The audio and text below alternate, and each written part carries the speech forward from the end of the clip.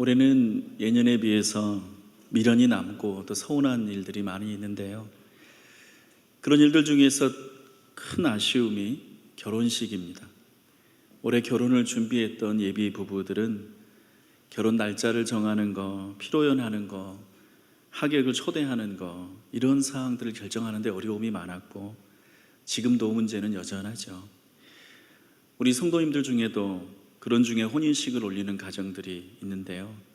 아무쪼록 어렵게 백년가약을 맺었으니 더욱 행복하기를 바랍니다.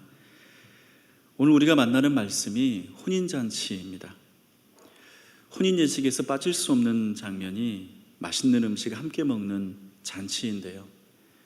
문화사적으로 볼 때 잔치는 사람과 사람 사이에 막혀있는 관계의 벽을 허문다고 합니다. 어색했던 사이도 잔치를 통해서 가까워지고 가까운 사이는 기쁨을 함께하면서 더 돈독해지는 거죠. 그래서 잔치는 우리 사람이 사회생활을 하던 처음 시절부터 있어왔던 오래된 관습입니다. 하지만 우리는 오늘 예수님 말씀에서 어색하고 이상한 장면을 만납니다. 예수님이 천국 비유로 들려주시는 이야기 중에 어떤 임금의 잔치인데요. 이 임금님은 아들의 결혼식 자리에 많은 사람들을 초대합니다. 마땅히 성대하게 치러져야 할 잔치인데 어찌된 사정인지 손님들이 찾아오지 않습니다. 4절과 5절 말씀 우리 함께 읽습니다. 다시 다른 종들을 보내며 이르되 청한 사람들에게 이르기를 내가 오찬을 준비하되 나의 소와 살찐 짐승을 잡고 모든 것을 갖추었으니 혼인잔치에 오소서 하라 하였더니 그들이 돌아보지도 않고 한 사람은 자기 밭으로 한 사람은 자기 사업하러 가고. 이 혼인식이라는 게 친구들 만나서 저녁 한번 먹자 이렇게 우연하게 갑자기 열리는 게 아니지 않습니까? 아마도 혼인식이 열리기 전에 오래전에 이미 손님들에게 통보를 했겠죠. 당연히 손님들은 그 날짜를 알았을 거고요. 근데 이상하게 5절에 쓰인 대로 이 손님들은 돌아보지도 않습니다. 마치 그런 잔치는 전혀 들어본 적이 없다는 듯이 자기들과는 아무 상관이 없는 잔치라는 듯한 반응을 보이죠. 이 사람들은 각자 다 자기 일상으로 가버립니다. 누구는 일하러 가고요, 누구는 쇼핑하러 가고, 누구는 친구 만나러 가버리죠. 왜 그랬을까요? 제가 대학생이던 1994년에 시집이 한 권 나왔는데 많은 사람들에게 인기를 끌었습니다. 여러분도 혹시 기억이 나실지 모르겠지만 최영미 시인이 쓴 30 잔치는 끝났다는 제목의 시집입니다. 그 해의 베스트셀러 5위에 오를 만큼 큰 사랑을 받았었는데요. 이 시집은 사실 그 내용보다는 이 제목 때문에 30 잔치는 끝났다는 제목으로 많은 인기를 얻었죠. 요즘에도 나이가 29살 된 청년들이 이 제목을 보고서 시집을 집어들었다가 들여다보고는 금방 내려놓는다고 합니다. 실제로 이 책은 20대를 떠나보내고 30대를 맞이하는 젊은이의 낭만적 감수성을 노래하는 책이 아닙니다.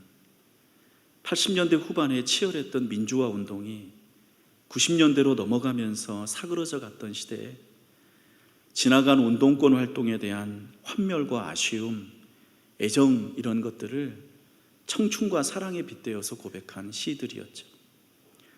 1980년대 대학을 다녔던 대학생이었다면 누구나 한 번쯤 불타올랐을 민주화 운동을 잔치에 비유했고 이제 그 잔치가 끝나가는 심정을 표현한 것입니다. 제가 몇 줄을 읽어드릴게요. 물론 나는 알고 있다. 내가 운동보다 운동가를, 술보다 술 마시는 분위기를 더 좋아했다는 걸. 그리고 외로울 때는 동지어로 시작하는 투쟁가가 아니라 낮은 목소리로 사랑 노래를 즐겼다는 걸. 그러나 대체 무슨 상관이란 말인가? 잔치는 끝났다. 술 떨어지고 사람들은 하나둘 지갑을 챙기고 마침내 그도 갔지만 마지막 셈을 마치고 제각기 신발을 찾아 신고 떠났지만 그러나 대체 무슨 상관이란 말인가? 이 시인은 그 당시 청춘들을 그토록 뜨겁게 사로잡았고 열정으로 불타오르게 했던 민주화와 혁명이라는 잔치가 사람 나이 30대가 되면서 각자 직장을 잡고 결혼을 하고 일상생활 속으로 들어가면서 언제 그랬냐는 듯 잊혀지고 식어버린 현실을 표현했던 것입니다. 그 시인의 시대에는 20대의 잔치가 민주화 운동이었겠습니다마는 사실 우리 각자의 인생에는 이런 잔치와 같이 함께 노래하고 함께 좋아했고 함께 긴 밤을 지새웠던 그런 열정의 시기들이 누구나에게 다 있습니다.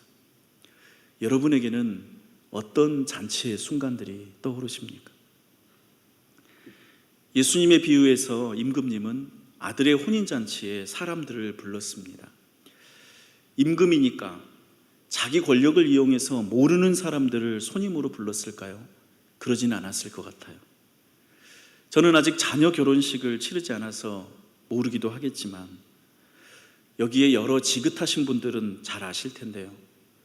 내 자녀 결혼식에 부르는 사람들은 나와 오랫동안 알고 지낸 사람들입니다. 임금도 그랬겠죠. 왕의 젊은 날부터 함께 국사를 도모하고 국정을 운영하고 외적들의 침략을 물리치면서 인생을 함께 보낸 친구들, 아마 그런 사람들을 손님으로 불렀을 것입니다. 그런데 그들이 왜 이제 와서 아들을 장가 보낼 나이가 될 정도로 늙었는데 이제 와서 임금을 외면할까요? 이 혼인잔치 비유에서 1차적 대상은 이스라엘 사람들입니다. 이스라엘은 애초에 이집트라는 강대국의 노예로 살았습니다. 하루하루를 시키는 대로 그냥 무력하고 피곤하게 살았던 그런 사람들이었습니다. 그런 그들이 하나님을 만나서 자유인이 됐고 땅 한 뙑이 없었던 그 사람들이 이스라엘이라는 나라를 세우기까지 했습니다. 그들은 하나님과 잔치를 즐겼던 거죠. 그런데 세월이 흐르면서 하나님 나라라는 이상은 흐려져 갔습니다.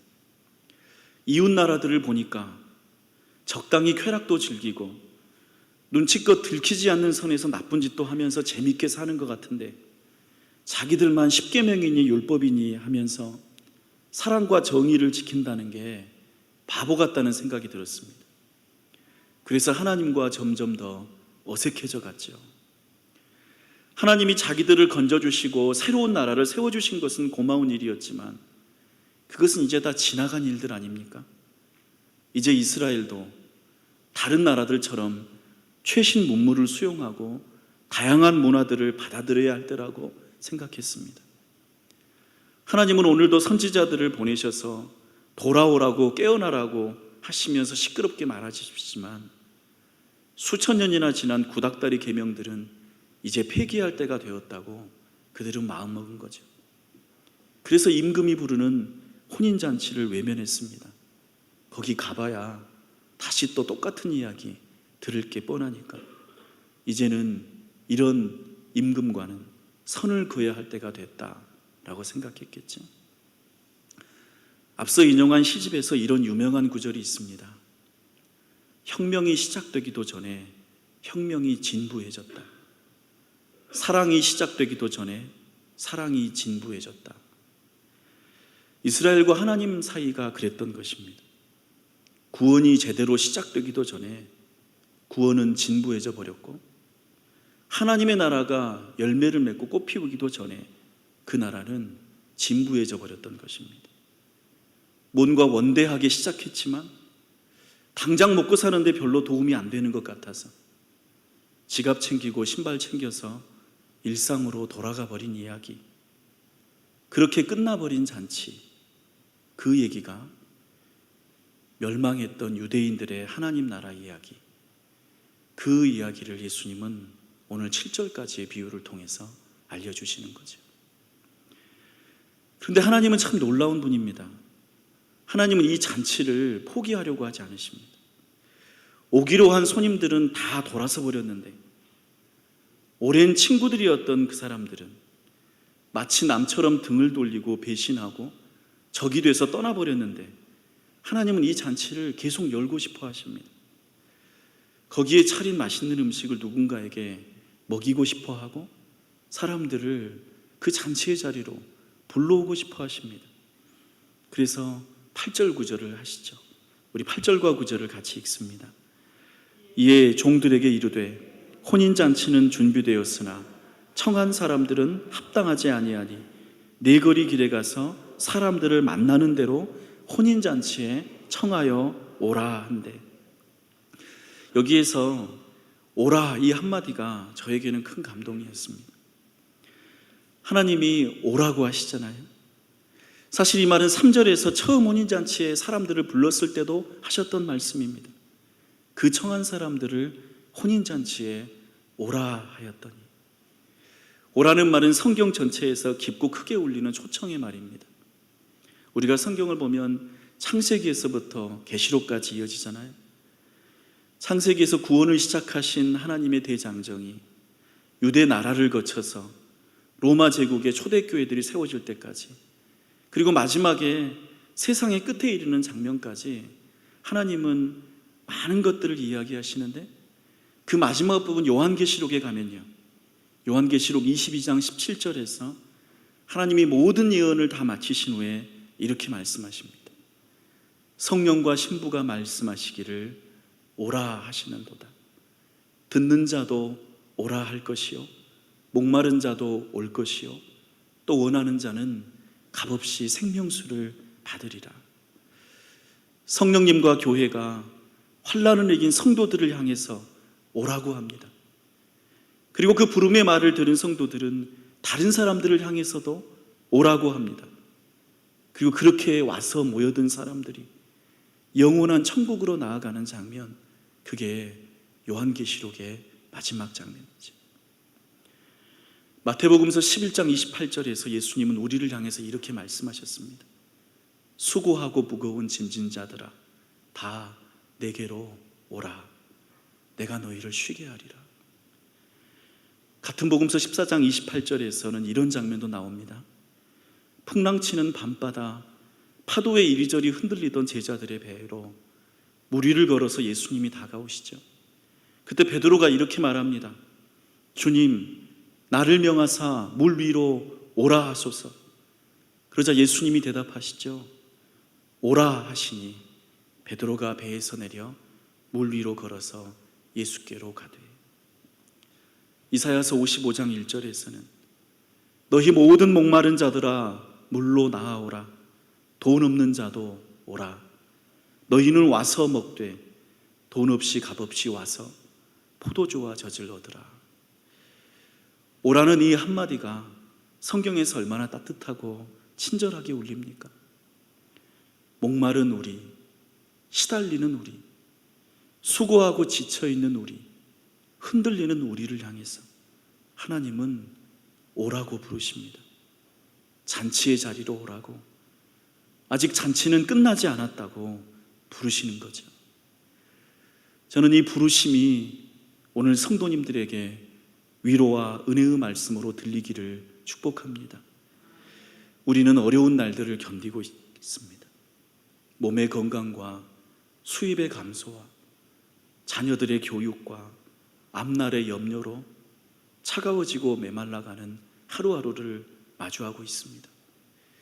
우리 사회는 말하기를 가버려, 끝났어, 이것이 마지막이다 라고 할 때 주님은 우리를 향해서 오라고 하십니다. 어려운 때일수록 주님의 품으로, 주님의 잔치로 나아가는 여러분이시기를 축복합니다. 우리 10절 말씀을 함께 읽습니다. 종들이 길에 나가 악한 자나 선한 자나 만나는 대로 모두 데려오니 혼인잔치에 사람들이 가득한지라. 하나님은 차린잔치에 아무나 데려오라고 하십니다. 선한 자뿐만 아니라 악한 자도 괜찮다고 하십니다. 그런데 여기서 우리 마음에 걸리는 말이 있죠. 악한 자도 데려오라는 말이요. 악한 자라니 어떤 사람을 가리킬까요? 이 말을 제대로 이해하려면 우리는 구절을 잘 들여다봐야 됩니다. 종들이 잔치에 데려온 사람들은 네거리 길에서 만난 사람들이라고 했습니다. 여기서 네거리 길이라고 하니까 우리 저기 교회 오는 길에 있는 사거리, 세전역이나 증산역 사거리 같은 그런 길일까요? 그렇지는 않습니다. 여러분, 이 말이 그리스어로 디엑소도스 톤 호돈이라고 쓰여 있는데, 여러분, 이 말 우리가 잘 몰라도 엑소도스 이런 말은 귀에 들리지 않습니까? 이거 영어로 하면 엑시트입니다. 비상구, 출구를 말하죠.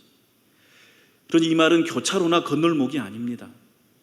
어떤 도시에 진입하는 길, 어떤 도시를 빠져나가는 길, 다시 말해서 경계지대를 가리키는 말이 이 네거리 길로 번역된 이 말입니다. 여러분, 지금은 우리가 일산이라고 하는 동네가 되게 집값도 비싸고 사람들이 많이 사는 그런 동네이지만, 여러분, 제가 10대 말미에 이런 얘기 들은 적이 있거든요. 그때 일산 신도시 개발한다는 얘기 있었는데, 사람들이 그 얘기 들을 때 그 신도시에 아무도 가서 살지 않을 거라고 했습니다. 왜냐하면 북한하고 가까우니까요. 언제 북한이 쳐들어와서 거기 공격할지 모르는데 누가 그런 데다 집을 짓고 살겠느냐, 이런 얘기 우리나라 사람들 많이 하지 않았습니까? 경계 지역에 있는 것, 그런 데를 이 네거리 길이라고 성경이 표현하고 있습니다. 왕의 통치력이 미치는 국경지대 말이죠. 그런데 그런 데는 원래 어떤 사람들이 살아갑니까? 거친 사람들, 모호한 사람들이 사는 거죠. 불안정한 사람들이 그런 멀리까지 가서 삽니다.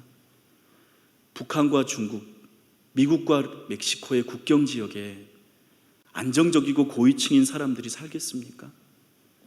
중심에서 쫓겨난 사람들, 살아도 죽어도 별로 중요하지 않은 사람들이 그런 변두리에서, 네거리에서, 그런 경계 지역에서 살아가는 거죠.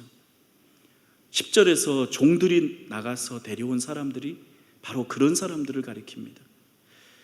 그래서 악한 자나 선한 자나 하는 말은 악한 사람들과 선한 사람들을 가리키는 말이 아닙니다. 악하기도 하고 선하기도 한 사람들이라는 뜻입니다. 변두리에 살면서 불분명한 사람들, 여러분, 근데 그런 사람들이 어떤 사람들입니까? 사실은 평범한 보통 사람들이 그런 사람들이죠. 우리가 하나님의 초청을 받을 때 우리는 모두 다 어떤 절대적인 진리에 충성을 굳게 맹세하면서 의지를 갈고 닦았던 청렴결백한 사람들이 아니었습니다. 누군가는 우리를 향해서 좋은 사람이라고 말하지만 또 어떤 때는 저 사람 성격 참 이상하다고 하는 말을 듣는 게 우리들이잖아요. 또한 처음에 우리가 예수님의 부름을 받았을 때 우리는 세상에 물든 모습 그대로 예수님에게 나왔습니다. 모호하고 불분명하게 양다리 걸친 채로 신앙생활을 시작했었죠. 하나님은 그런 사람들을 자기의 천국잔치에 부르신다는 사실, 그것이 이 말씀입니다. 근데 그래서일까요? 이 잔치에 찬물을 끼얹은 것 같은 급격한 반전이 일어납니다. 11절에서 13절까지의 말씀을 함께 읽습니다. 임금이 손님들을 보러 들어올세 거기서 예복을 입지 않은 한 사람을 보고 이르되 친구여 어찌하여 예복을 입지 않고 여기 들어왔느냐 하니 그가 아무 말도 못하거늘 임금이 사환들에게 말하되 그 손발을 묶어 바깥 어두운 데에 내던지라 거기서 슬피 울며 이를 갈게 되리라 하니라. 잔치가 한창 진행 중이었습니다. 이 뜻밖의 환영과 은혜에 잔치로 불려 들어온 사람들 모두 다 즐거워하면서 먹고 마시고 있었죠. 그러면서 어느덧 결혼 예식이 끝났고요. 혼주와 신혼부부가 피로 현장에 찾아와서 손님들에게 인사를 하는 순서가 되었습니다. 임금이 손님들을 보러 그곳에 들어왔죠. 그때 예복을 입지 않는 사람을 발견합니다. 임금은 그 사람을 보더니 진노합니다. 여기서 친구여라는 호칭에 여러분 주의할 필요가 있습니다. 이 말은 친절한 칭호가 아닙니다. 그리스 말로 원래 친구를 부를 때는 필로스라고 씁니다. 진짜 친구를 부를 때 필로스라고 부르죠. 근데 여기서는 헤타이로스라고 쓰여 있습니다. 헤타이로스는 자기보다 낮은 신분의 사람들을 부르는 말입니다. 예를 들면 군대 지휘관이 부하 병사들을 부를 때, 특히 혼내려고 부를 때 부르는 호칭이 헤타이로스입니다. 아마도 우리말로 이 표현이 가장 가깝게 번역하면 이 양반아 정도 될 것입니다. 여러분, 우리도 이 양반아 그런 말 쓸 때 그 상대방이 양반이라서 그렇게 부르는 게 아니지 않습니까? 뭔가 불편한 기색을 내비치려고 할 때 이 양반아 이렇게 부르면서 그 다음에 불편한 말을 합니다. 굳이 이 표현을 제가 설명드리는 까닭은 여기서 임금이 끝까지 친절을 베풀었다는 식의 무리한 해석을 경계하기 위해서입니다. 임금은 자기 손님이 예복을 입지 않은 사실에 대해서 엄하게 책망합니다. 그리고는 그 사람을 바깥 어두운데 곧 성경에서 말하는 악한 영들과 악마들의 처소로 쫓아내버립니다. 그렇다면 여기에서 이 예복은 엄청나게 중요한 뜻을 갖게 됩니다. 오늘 말씀 14절에 청함을 받은 자와 택함을 입은 자를 구분하는 기준이 바로 이 예복이 되겠죠. 그럼 이 예복이 무엇일까요? 이 예복이 무엇을 뜻하느냐고 어렵게 생각하는 분들도 있습니다. 그런데 그렇게 어려운 의미는 아닐 것입니다. 사실 우리가 다 누구나 알고 있는 말이기도 하고요. 여러분들 결혼식장에 하객으로 가실 때 옷을 골라 입고 가시죠. 아무 옷이나 입고 결혼식장에 가는 사람들은 없습니다. 근데 그렇게 우리가 옷을 갖추어 입고 갈 때 그때 얼마짜리 이상의 비싼 옷을 입습니까? 아니면 특정 브랜드의 고급 의상을 입습니까? 아니면 어떤 색깔을 지정받습니까? 아니면 화려한 장식이 달린 옷을 입습니까? 그렇지 않습니다. 우리는 그저 결혼식에 어울릴 만한 옷을 입고 갑니다. 그러니 예복이란 어떤 뜻이겠습니까? 하나님 나라에 어울리는 생활을 예복이라고 표현하는 것입니다. 물론 요한계시록 19장 8절에서 그에게 빛나고 깨끗한 세마포 옷을 입도록 하라 하셨으니 이 세마포 옷은 성도들의 옳은 행실이로다 하는 말이 있고, 이사야서 61장 10절에서 내 영혼이 나의 하나님으로 말미암아 즐거워하리니 이는 그가 구원의 옷을 내게 입히시며 공의의 겉옷을 내게 더하심이라, 이런 말이 있습니다만, 옳은 행실이자 공의의 겉옷이라고 하니 왠지 이게 어렵고 부담스러운 자격 조건처럼 들릴 수도 있겠지만, 그런데 여러분, 사실 옷이라는 게 무엇을 가리킵니까? 옷은 한 번 입는다고 죽을 때까지 입고 있는 게 아닙니다. 날마다 입고 벗지 않습니까? 더러워지면 세탁을 하고 추우면 덧입는 게 옷입니다. 예수님의 청함에 응하고 나서 우리의 생활과 성품도 그렇습니다. 주님 앞에서 우리의 하루하루를 우리는 입고 벗습니다. 갈아입고 새로 입고 덧입죠. 그런 과정을 거쳐서 어느덧 우리의 성품과 생활은 세마포처럼 빛나고 깨끗해지는 것입니다. 한순간에 일어나는 사건이 이 예복이 아니라 주님 안에서 신앙생활을 하며 거듭나고 그리고 거기서부터 자라가는 과정, 그 과정을 예복이라고 부르고 그 변화의 결과를 예복이라고 부르는 거죠. 그래서 잔치 입장할 때 예복을 따지지 않았고 잔치 끝날 때 예복을 본 것입니다. 예수님이 우리를 향해서 오라고 부르실 때 처음에는 있는 모습 그대로 받아주십니다. 예수님은 그래서 창기들에게 다가가셨고 몸이 아파서 무시당하는 사람들을 찾아가셨고 심지어는 민족의 반역자들인 세리들과 어울리기도 하셨습니다. 사람들을 있는 그대로 받아주신 거죠. 그러나 그들이 예수님을 만난 후에는 그대로 머물러 있지 않았습니다. 예수님이 주셨던 사랑은 그들의 옛 모습 그대로 남아있는 것을 허락하지 않았습니다. 아픈 사람은 건강하게 회복시키셨고 가늠한 여인은 더 이상 같은 일을 하지 않게 하셨고 앞이 보이지 않는 사람은 눈을 뜨게 하셨습니다. 예수님은 돈밖에 모르는 사업가도 사랑하시고 비열한 성추행범도 사랑하시고 알코올 중독자도 사랑하시지만 그들을 향한 예수님의 사랑은 그들에게 단지 괜찮다고, 다 이해하니까 계속 그렇게 살아도 괜찮다는 공허한 연부를 외우지는 않으십니다. 이전 것들은 지나가게 하시고 새로운 피조물이자 새것이 되도록 변화시키는 것, 예수님을 믿고서 그 안에서 새롭게 성숙해가고 변화해가는 것, 그 삶을 성경은 예복이라고 표현하는 것이죠.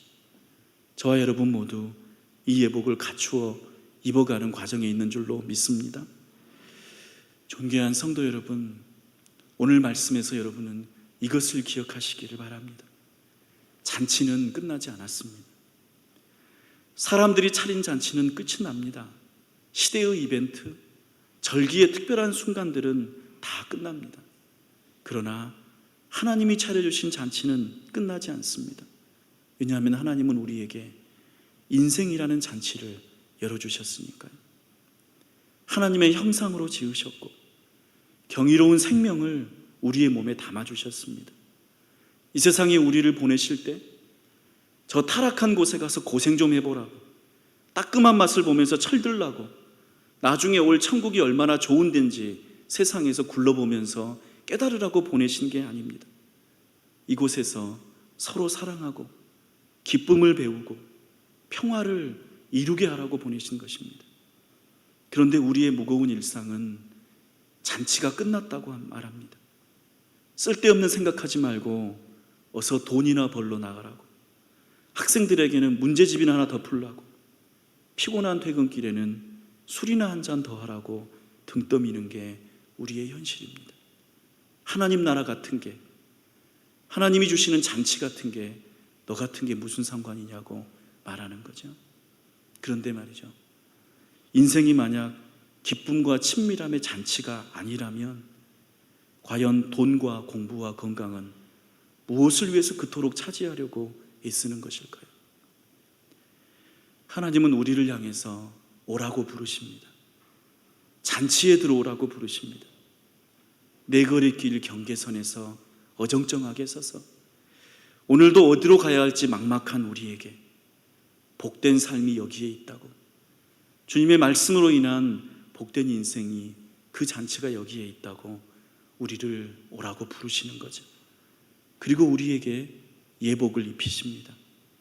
잔치에 어울리는 사람으로 자라도록 우리의 신성과 우리의 삶을 이끌어 가시고 깊고 넓은 사람으로 변화시키는 것이 하나님의 잔치이죠. 슬픈 이들에게는 평화를 주시고 미련한 이들에게는 지혜로움을 주시고 메마른 이들에게는 넉넉함을 주시면서 재 대신 화관을 우리 머리에 씌워주시는 것, 그것이 하나님의 잔치입니다. 예수님이 부르시는 이 부르심에 택함받은 자로 나아가서 인생을 잔치로 누리는 저와 여러분으로 사시기를 축복합니다. 우리 기도하겠습니다.